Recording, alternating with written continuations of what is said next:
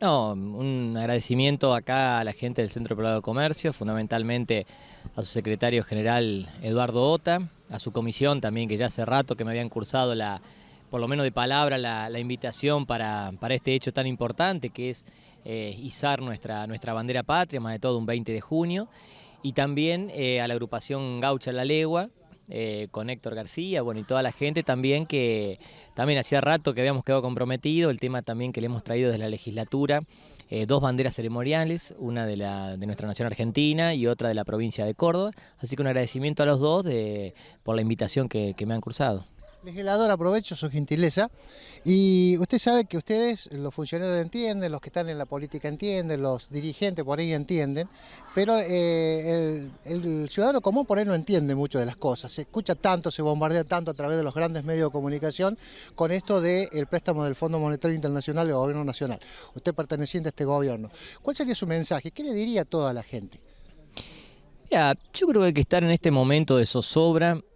Primero yo creo que hay un problema que es lo más preocupante, que es un problema estructural de nuestra Argentina.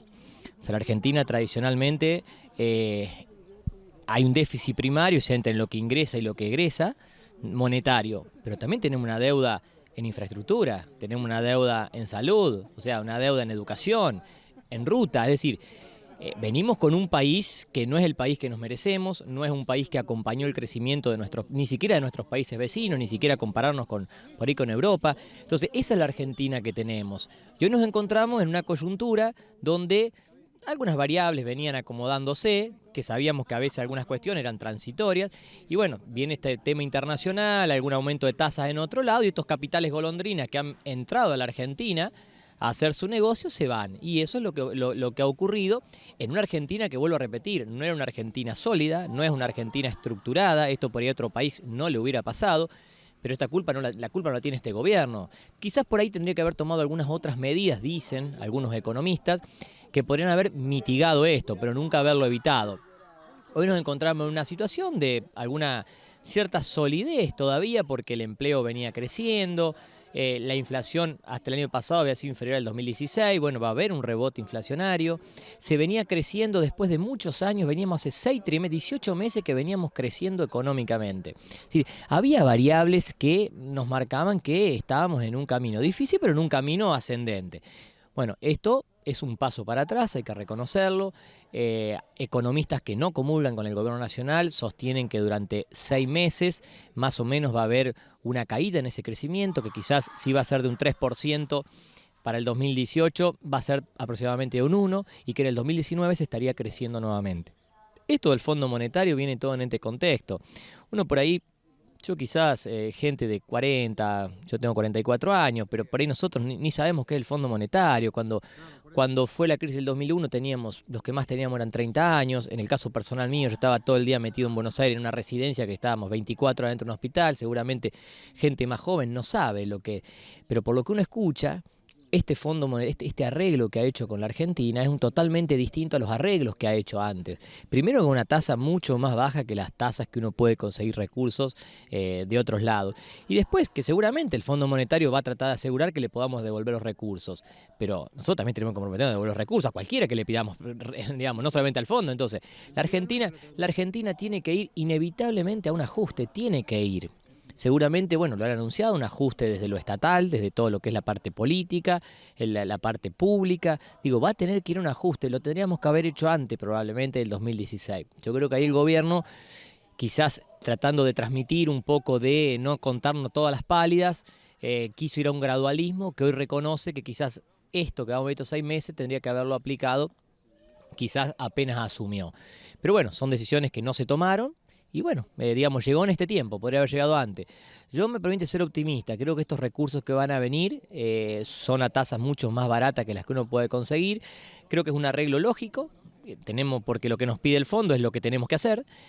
Ahora, depende de nosotros qué hagamos con esos recursos. Si nosotros malgastamos esos recursos, nos va a ir mal. Ahora, si sabemos usarlo realmente para potenciar la producción, todo lo que es la generación de recursos, mayor mano de obra, y yo creo que la Argentina está en un buen camino. Nunca es bueno tener que salir a pedir recursos. Ojalá los tuviéramos, pero también lo hacen todos los países, a veces a través del fondo, a veces a través de ciertos bancos. Digo, me parece que esto Digo, va a ser una cuestión transitoria, son 6 meses que seguramente va a haber variables que se venían acomodando y que vamos a retroceder, pero me parece que del 2019 puede la Argentina volver a crecer a un ritmo de un 3%. Lo que pasa es que ese ritmo de crecimiento que veníamos teniendo o que podamos tener no se nota. Digamos, estamos tan atrás que no se nota, pero si vos seguís creciendo el 3% todos los años sostenidamente, bueno, la Argentina de acá a 8, 10, 12 años podemos estar en otra situación.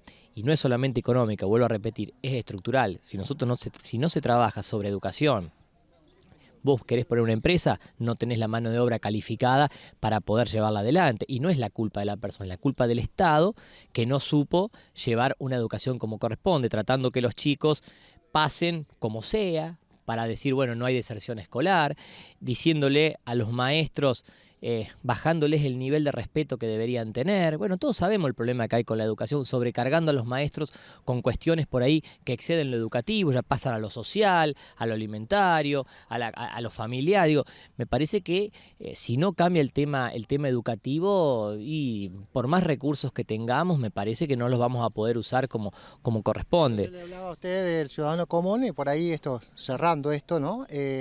El empleado, el jubilado dice, vas a ver ahora, te van a bajar la jubilación, te van a bajar el sueldo. Por eso la gente por ahí tiene miedo y no sabe. Por eso le preguntaba a usted un resumen. No, a mí me permite ser optimista. Yo creo que esta suba del dólar, me parece que en cierto modo, algo se va a trasladar a precios, seguramente. No en la intensidad que subió el dólar, pero seguramente va a haber, se calcula una inflación del 30% anual. Vamos a ver a fin de año cuánto cierran las jubilaciones. Si hay un ajuste del 30% va a haber acompañado, igual que los sueldos. Vamos a ver cómo surgen las negociaciones. Lo que pasa es que partimos de muy abajo. Hoy un sueldo, por más que te aumenten por encima de la inflación, es bajo. Y la jubilación también es baja. O sea, venimos de una situación, por eso te hablaba de un problema estructural. O sea, hoy para que un jubilado viva dignamente, no solamente tenés que ajustarle por la inflación, tenés que subir la base quizás el doble o el triple. Lo mismo que los empleados. Pero eso, ¿cómo haces en un sistema estructural como está la Argentina? Es inviable. O sea, nosotros lo que tenemos que hacer es agrandar la torta para luego después poder repartir las porciones. Lo que hicimos tradicionalmente no, nos manejamos con una torta chiquita y todos veían cómo la podían manotear. Bueno, el crecimiento, la medición de los índices del porcentaje que te dice crece el 2, crece el 3, crece el 4, eso es cuánto podemos agrandar nuestra economía para que después con políticas públicas puedas aplicar la mejor distribución. Pero si no se trabaja, si no hay crecimiento económico, no va a haber no va a haber una recomposición de salarios. Pero a mí me permite, yo creo que este año, fin de año no me parece a mí que los salarios, las jubilaciones deberían estar cerca de la inflación. Pero te vuelvo a repetir, a mí me gustaría que aparte de eso tenga una recomposición por encima. Pero si no hay crecimiento económico, eso no va a suceder, y seguramente no va a suceder este año, no va a suceder. Digo, pero me parece que es el camino que tenemos que emprender. Me parece que hay muchos partidos políticos de la oposición que también creen que este es el camino. Marcan, salvo el kirchnerismo por ahí que tiene otra visión de la sociedad, otra visión de la economía, pero el resto de los partidos políticos más o menos creen, con algunos matices, pero creen que este es el camino.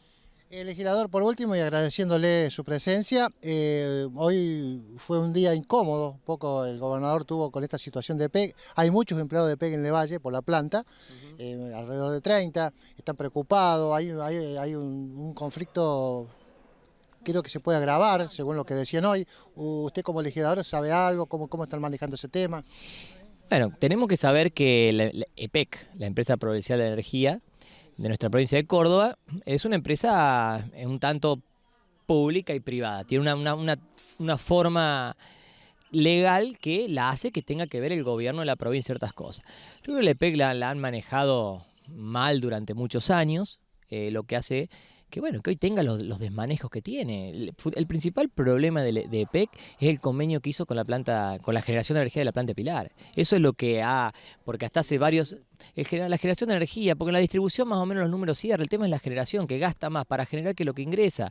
Entonces, hoy EPEC está muy comprometida, gasta más de lo que ingresa y encima no está pagando a Camesa lo que le compra de energía, lo cual ha generado una deuda de muchos miles de millones de pesos, son 2.000 y pico millones de pesos. Y aparentemente por entrar una demanda a la provincia de Córdoba de esta empresa, es una asociación de los mayoristas de energía.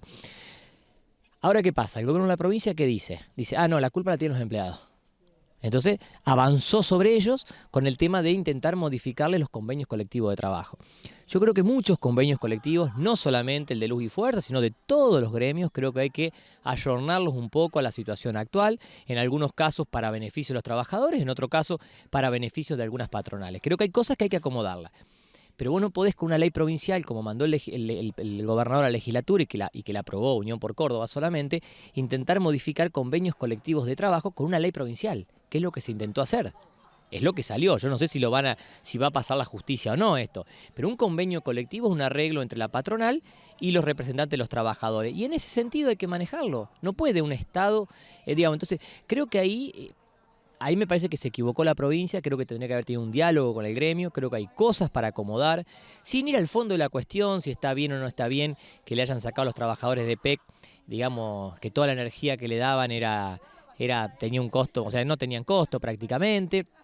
El tema de que el EPEC aportaba un fondo compensador para el día que se jubilara el empleado de EPEC pudiera cobrar algo más, bueno, eso también por ley se sacó, pero eso está por convenios colectivos, entonces no podemos pasar por encima. Yo creo que la provincia en un buen diálogo, en un diálogo sincero con la gremial, me parece que podrían haber llegado a un buen acuerdo. No sé si era pero creo que un buen acuerdo y no generar por ahí este conflicto con una ley que a nuestro entender es una ley, digamos, que no va a pasar la justicia, porque te vuelvo a repetir, una ley, uno cuántas cosas quisiera modificar con una ley, pero lamentablemente uno te tiene que mover en un régimen democrático donde no podés hacer lo que querés. Y con una ley no podés, porque hay una ley nacional que le da a los convenios colectivos, que ¿quién lo firma? La patronal, con los gremios, y están homologados por los Ministerios de Trabajo de la Nación. Bueno, eso tiene autoridad de ley, no puedes con una ley provincial intentar modificar eso. Por eso creemos que esto es ilegal, creemos que no va a pasar, no se va a poder aplicar. Lo mismo creen los gremios, están muy seguros, porque tampoco han hecho tanta movilización. Ahora están en un conflicto importante. ¿Usted cree que por ahí el Poder Ejecutivo de la provincia puede tirar un poco a la legislatura para que, bueno, se abra el abanico de opiniones? No lo tiró a la legislatura, lo tiró, digamos, a la legislatura se lo tiró un proyecto de ley donde solo y no todos los legisladores de Unión por Córdoba acompañaron. Hubo 4 legisladores de Unión por Córdoba que no acompañaron. Lo que pasa es que son 40, con 36 tienen la mayoría y fueron aprobados. Es decir, el gobernador le quiso tirar a la legislatura para que todos los bloques acompañemos esto. Y solamente la mayoría de Unión por Córdoba hizo posible esto. Y te vuelvo a repetir, no estamos hablando del fondo de la cuestión del convenio, si esto de la energía gratis o del costo, no estamos hablando de eso. Nosotros creemos que hay que modificar los convenios colectivos, pero tendrían que haber hecho un marco de una negociación entre las partes y quizás se hubiera avanzado con muchas más cosas, con... Esto, aparte de un choque que creemos que no es legal, creemos que no va a tener validez legal, pero me parece que en una charla, una discusión seria, donde se pongan realmente sobre la mesa qué es lo que le está pasando a EPEC. Porque te vuelvo a repetir, esto el gobierno de la provincia dice, no, el déficit de EPEC es por los trabajadores, ahora con esto salimos del déficit, no salimos nada del déficit, dentro de los costos de EPEC, esto que le saca a los trabajadores es mínimo, entonces creemos que es un maquillaje. Yo creo que hay que debatir en serio el tema de EPEC. Nosotros en la legislatura hay, no sé, la cantidad de pedidos de informe de que venga gente de PEC y no ha ido nadie a darnos una explicación entonces no conocemos los números. Entonces tampoco podemos opinar demasiado porque son lo que dice la prensa, lo que nos dicen a veces en el aire algunos de los legisladores, entonces no sabemos bien en realidad de qué estamos hablando. Sí sabemos que PEC está complicada y sí también estamos seguros que la culpa no la tienen los trabajadores, pero sí creo que hay muchas cosas que en otro ámbito, en una negociación entre las partes, deberían avanzar sobre los convenios colectivos. Quizás todos puntos se podría haber avanzado también, pero en ese marco. Y quizás con otras cuestiones. Y te vuelvo a repetir, hay cuestiones que acomodar, que pueden beneficiar a la empresa provincial de la energía eléctrica, que nos van a beneficiar a todos, y cosas también que quizás deberían darle algún poco más de protección en algunas situaciones a los trabajadores de PEC. O sea, me parece que esto fue mal manejado, me parece que la sociedad estaba pidiendo, en un momento que la energía es cara, que vale lo que vale, digamos, pasa que en un momento lo pagamos a través de subsidios, lo pagamos directamente, pero en este contexto creo que en este punto me parece que el gobernador quiso tener algo gestual y me parece que quiso mostrar a la sociedad que ellos también estaban de acuerdo y que la culpa de que la energía en Córdoba es cara es de los empleados. Cuando uno, más o menos los números que se manejan, te vuelvo a repetir, acá el problema, el gran déficit de Córdoba es ese negocio que hicieron, negocio, porque no quiero hablar de corrupción, ¿no? Porque si bien hay versiones de eso, pero el tema de la central de Pilar, que eso se está pagando y lo que pagamos todos los meses digamos, es mucho más que lo que podemos recaudar. Entonces ahí está el gran déficit, no está en la distribución, Digamos, no la energía, sino el problema. y en la, claro, sí, sí, en la generación de energía se generó el problema. Entonces, bueno, ese es puntualmente el tema de PEC. Y bueno, y por otro lado también se han avanzado con leyes en el tema de que ahora los municipios no van a poder facturar más allá de un 10%, cobrar como tasa del consumo general, de lo que consume una propiedad, para poder solventar el gasto de lo que implica el alumbrado público y los edificios municipales. Ya lo están aplicando las cooperativas. Mira, no sé todas, pero esto va a correr a partir del 1 de octubre. La ley dice a partir del 1 de octubre. Lo que pasa es que había una resolución del ERCEP que no sé si la han dejado vigente, pero la ley dice que a partir del 1 de octubre esto empieza a correr. Si vos me decís si eso es lógico o no, yo creo que hay municipios más despoblados que no le va a alcanzar con el 10%. No sé cómo va a ser para recuperar, cómo cobrar lo que gasta en energía. Lo tendrá que cobrar a través de una tasa municipal, tendrá que buscar la vuelta. Ahora, si vos me preguntas, ¿la tasa aplicada de esa manera es justa? Y yo creo que aplicar una tasa por el consumo de la propiedad no es justa la tasa en sí mismo, pero bueno, entiendo que los municipios no tienen otra alternativa. ¿Por qué te digo que no es justa? Porque vos, por ejemplo, consumís en tu casa 1.000 pesos de energía, si pagás el 10% son 100 pesos que aportás para tu alumbrado público. El que consume 10 aporta 1.000 pesos, pero el alumbrado público lo usás igual vos que yo. O la otra persona. Entonces digo, la tasa en sí misma, el espíritu de la tasa ya no es muy justo, pero bueno, es lo que se usa en toda la provincia y la discusión acá está en cuánto vos le podés cargar a la factura. Yo creo que algunos municipios van a estar complicados en eso.